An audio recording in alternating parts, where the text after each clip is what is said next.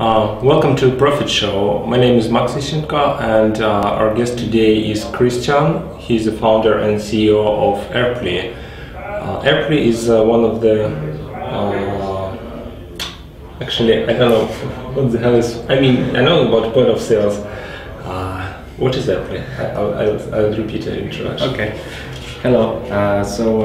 Erply is enterprise software in the cloud, and one important part of that is point of sale. So mainly we deal with backends, we deal with inventory management systems, but also everything around retail operations is important. So the point of sale is just one interface to our software. So you like basically a backend of the retailer? I mean, all operations? The backend is Erply and the front end is point of sale, Erply point of sale, which is working across all platforms from iOS to web to Windows, etc. So you have like really, judging from outside, really cool story. You founded in 2009, and then went through Seedcamp. And now you have like a big operation in the United States. You have like some of the biggest retailers there as your clients. So I think it's a wonderful story, and I want you to go in a little bit of details. Wow. So now it's like how you get started, for instance. It's almost like 2 years, and we started New York operations like March 2010 or something. So during that 1 year.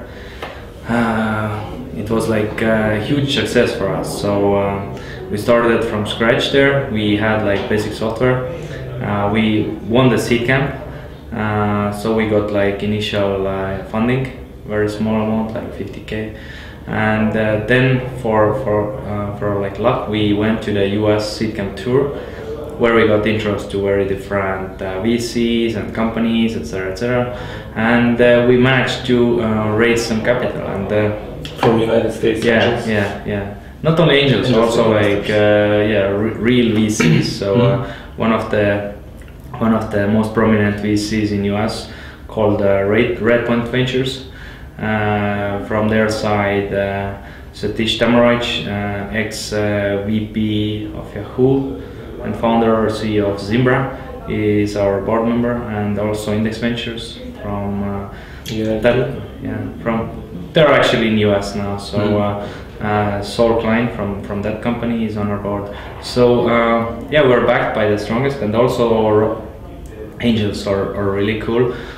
Dave McClure, of course, Martin Mikos, ex-CEO of MySQL, and many others. So it's like a big bunch of great guys helping us. And how we got funded, actually, it was a fun story. How you got started before funding? That was also like another like long story. Basically what we did is like we just wrote custom ERPs for customers. And as a business, you mean you sell as like free, not exactly freelancing, but as small business. So it was mainly like project based. It was here in Tallinn? Mainly in Europe, not only Tallinn, but mainly in Europe. And at one point we decided that enough of projects, let's do the product. And doing the product is like quite different from making projects, because doing the product you can't accept every single customer input. You have to keep the product under control, and this even might mean that you have to fire customers or say no to those customers, because they might disrupt your plan. They might like say that, hey, let's do those fancy features and let's add that function and that function, and ultimately you lose the focus and then you will be something different. Or you just like charge them and then you are happy with small project business. But you can only scale standardized systems, so you can't scale custom systems. You can make some kind of customizable systems, but you can't like scale project-based systems. So okay, so it means that when you applied to Seedcamp, you already had like several years of like domain, built it several times, like just had custom versions for different. Actually, our team had like tens of years. How big your team was back then? I think they're like different sizes, but we at that moment we were like 6 guys or something like that. But our guys are really experienced. Some of them are like working in the enterprise ERP sector from like 96 or 7 or something like that. I started in that sector like 2000 or something, so it's like but yeah, during all that time we just built custom ERPs, we built custom like e-commerce solutions and etc. And yeah, for us it was like quite easy in sense of like technology, but quite complicated in sense of like scaling up the business operations in US, because that was completely new. So but we were able to run the business there, but yeah, as usual. We'll go in a minute into details of scaling, and so I just wanted like a quick remark. Like again, when you dig a little deeper under this overnight success story, I mean 2 years from 2009 to like a couple of years, you dig deeper and you found out like you spent like 10 years before working on this in this field with these kind of customers. To get all this important. So, and you probably were like a cash positive company, like with you doing custom work.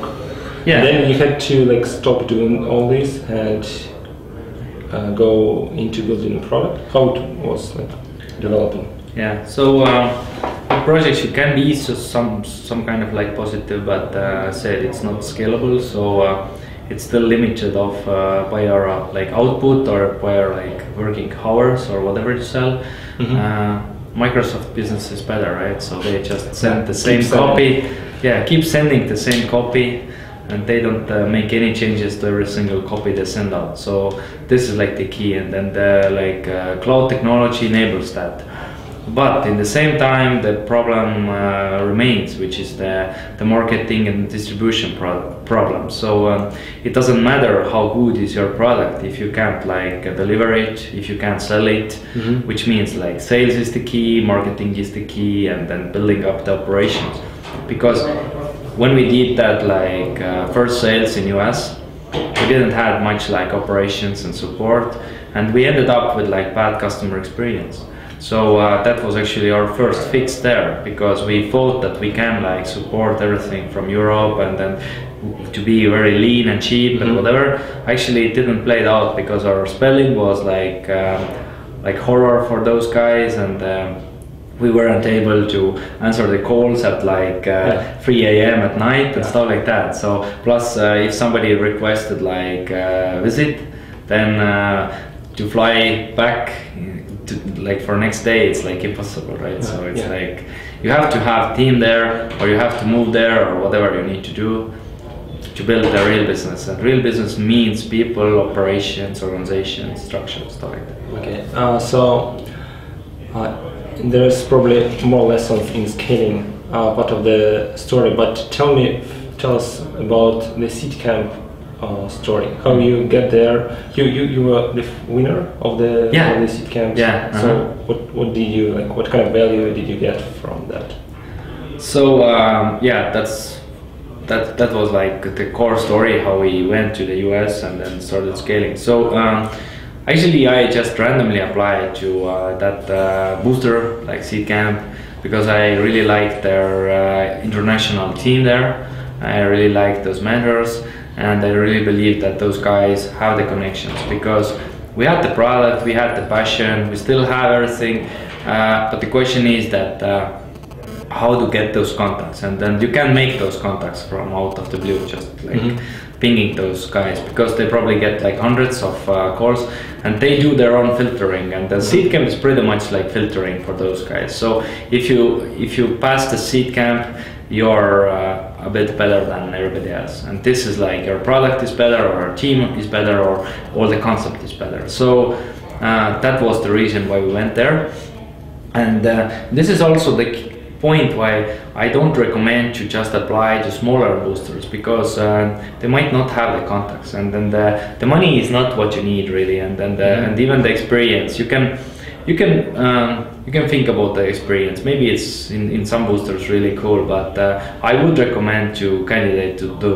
the biggest ones, you know. The top ones. Yeah, and it's even like with universities, right? You want to go to the top university. And even candidate like multiple times, like during the years or whatever. Take your time, like be patient. It doesn't happen like overnight.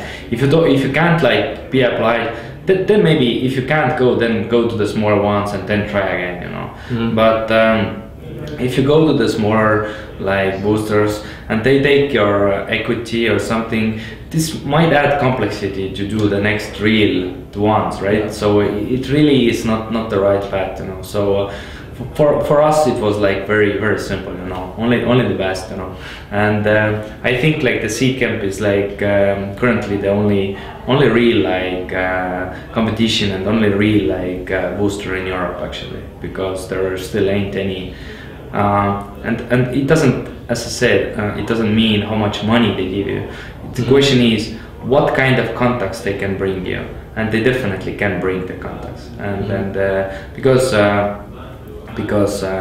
otherwise it's just not possible to meet with the right people.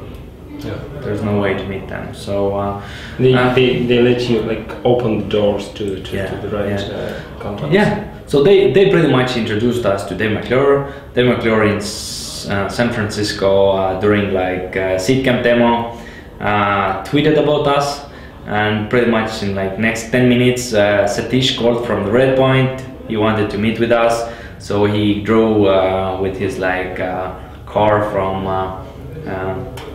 their office in Valley to San Francisco, and brought us back there, and then we had like meetings and whatever. So that was like the story, you know. So you have to have those meetings, you have to have those contacts, and the experience is not giving you those. So you have to go there, and then you have to be introduced by the best guys to the next tier of best guys, and then this is how you build the trust score. And then you get something, you know, like funding or sales or whatever, you know. And yeah, this is like the Seedcamp story, and then I'm really happy that we were able, that they choose us, and then I really believe that we will give back a lot. We help other like startups, also Seedcamp startups as much as we can. Our office is open to those guys if they want to crash in New York or in other countries. And of course we support the events. Next one is in Tallinn. Seedcamp Tallinn. Seedcamp Tallinn. So we try to support that as much as we can, and I hope like they find like a bunch of like great guys. Plus they will give something to Estonia as well, you know, because they make Estonia more known about like startups and IT, and then just a nice country to be and live, right? But by the way, you personally, how much time do you spend in Estonia now? Pretty like randomly, you know. What I need to do, there I am, you know. So and then where it is. So when I need to build up like backup systems, I'm mainly in Estonia, and when I need to hire more sales and build up better organization, I'm in New York, and we'll meet bigger customers. But our team is really good, and most of the areas are very well covered. So I only enter when there are some troubles. Otherwise, I just like carry the like marketing and then such kind of like promotional PR ad role. So this is my real job actually, to get more leads. Yeah, and then how to close them. Every like, since you're like selling big systems, like big contracts, like everyone is valuable.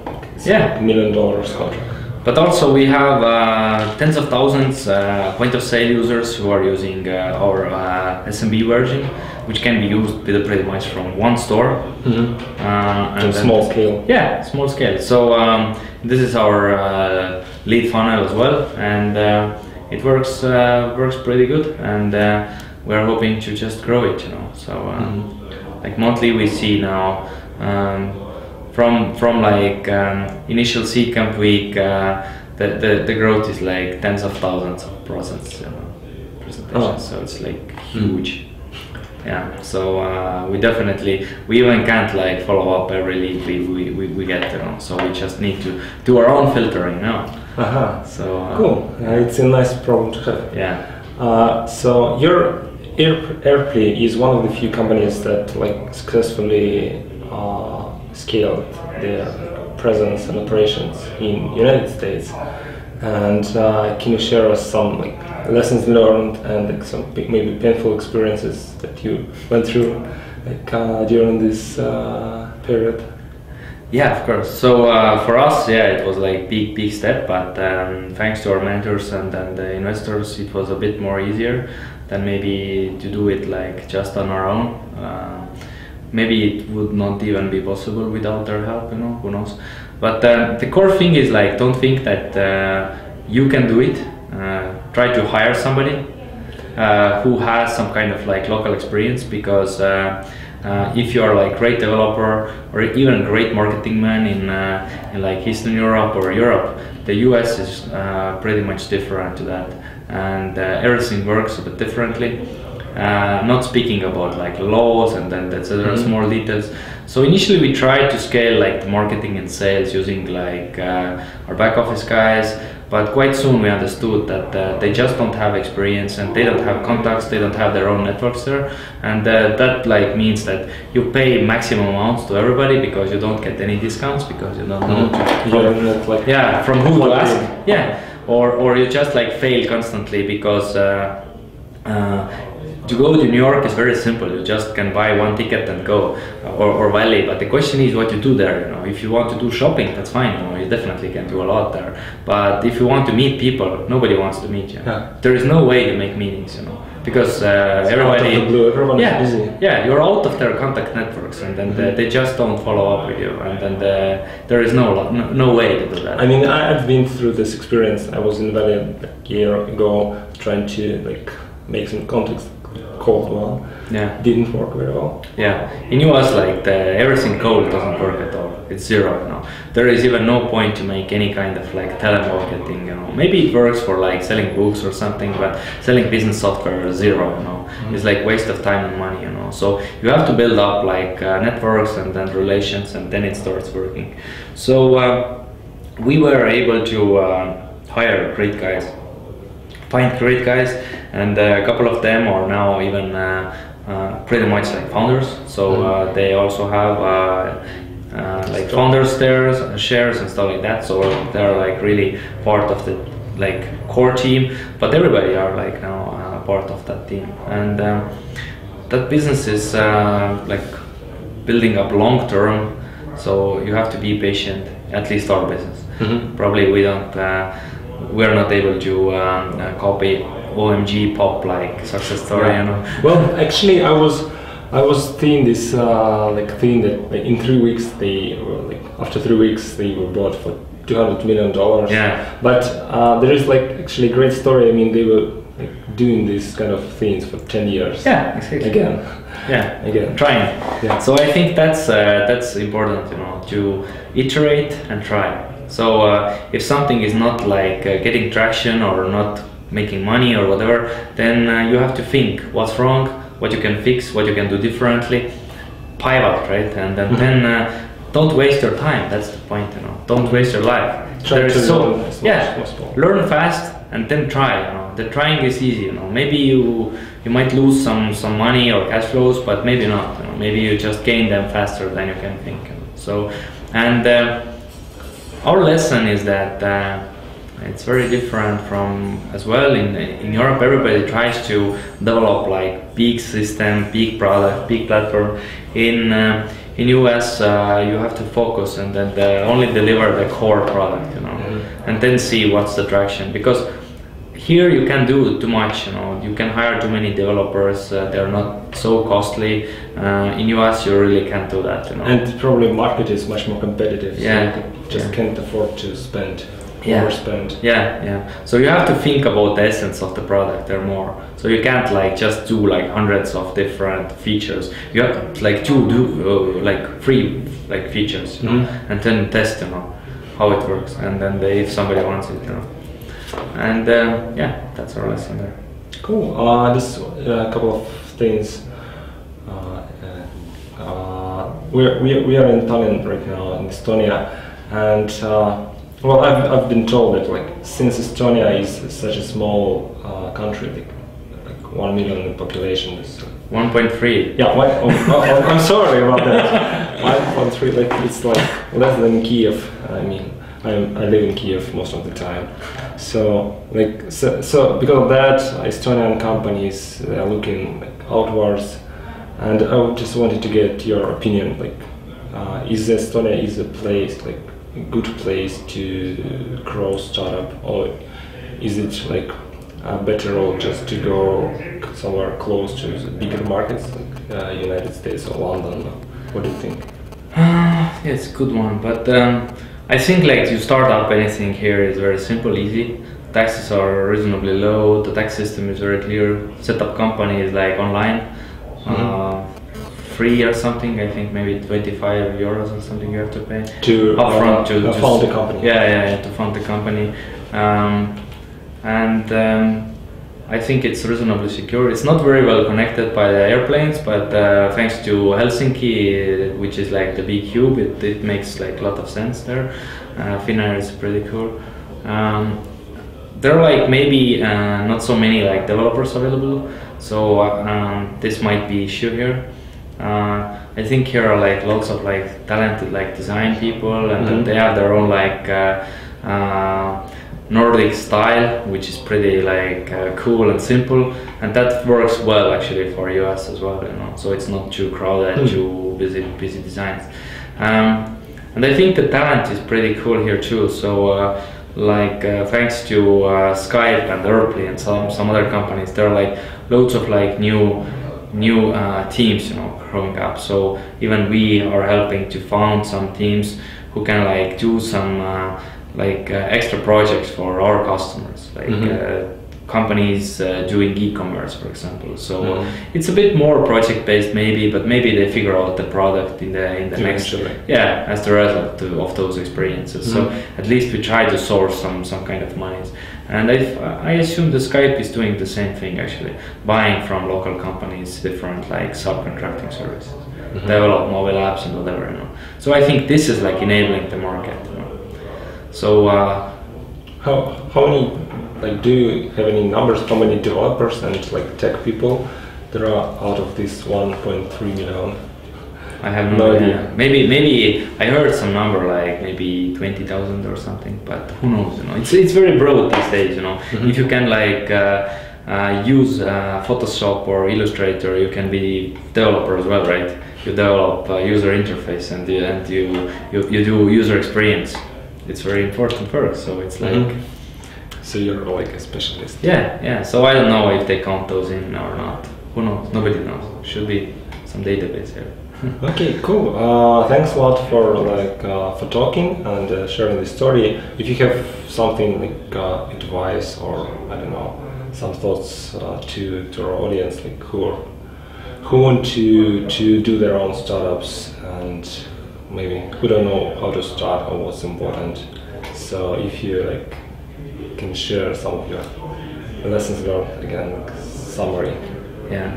So it's hard to like summarize, but but honestly, like open your laptop and then start doing something. You know, it doesn't matter. You know, the like internet is so. Stop dreaming. Yeah. Like don't think. You know, do something. You know, fail fast. You know, don't think that you can make perfect product. You know, don't over specify. Don't try to do too much. You know, try to find some co-founders.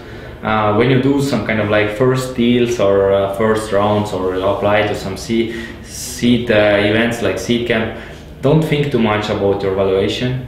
You have none. They give you something. This is their first to lose. Yes, this product. You're not losing that. You know, come on. They like are giving you cash. Zero. Yeah, your value is zero first. You know, you can think about it's very big, but they really take all the risks. You know, so they not only give you some money, but they also money to do your business. They also spend their time, which is like hugely valuable for those guys. So I think like try to be open, and if they select you or your company, then that's the best one. What can happen, you know, and then take the max out of it. You know, move to the places they want, do the things they want, because this is the training. You know.